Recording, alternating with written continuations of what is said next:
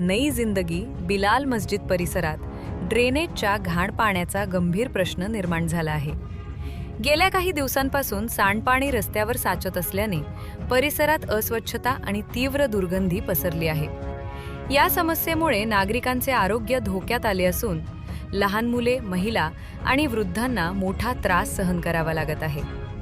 आज सकाळी पाणी भरत असताना एका महिलेला घसरून गंभीर दुखापत झाल्याची घटना घडली, ज्यामुळे नागरिकांचा संताप अधिक वाढला आहे।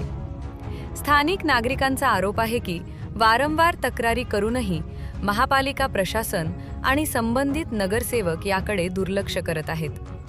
आमच्या समस्यांकडे कोणीही लक्ष देत नाही, अशी भावना नागरिकांनी व्यक्त केली। नागरिकांनी तात्काळ ड्रेनेज लाईन दुरुस्त करून परिसर स्वच्छ करण्याची मागणी केली आहे, अन्यथा आंदोलनाचा इशाराही देण्यात आला आहे। क्या अभी नहीं करते? बरसों भी नहीं बच रहा, बुढ़े होने के हमें, हाँ? बच्चे लोग कर दिन कौन क्या करेंगे?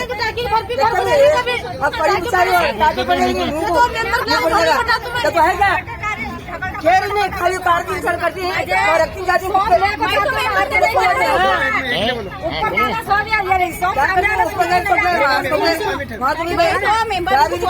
मेंबर नहीं फोन करा, मैं बोली मेंबर नहीं कुछ भी नहीं बोले। कौन से मेंबर कौन सा आगे मुझे तो पड़ेगा। ये ऊपर चलने का बात है, हमारे को नहीं चलता है, बोल मेंबर साहब क्या बोलते हैं, गली के लोग कंप्लेंट देने जा रहे पड़े यहाँ बोले तो बिंदास कंप्लेंट दो बोल रहे हो। घर में छोड़ती मैं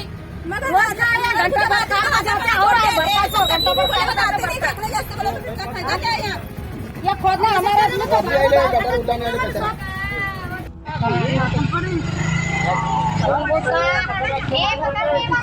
सामने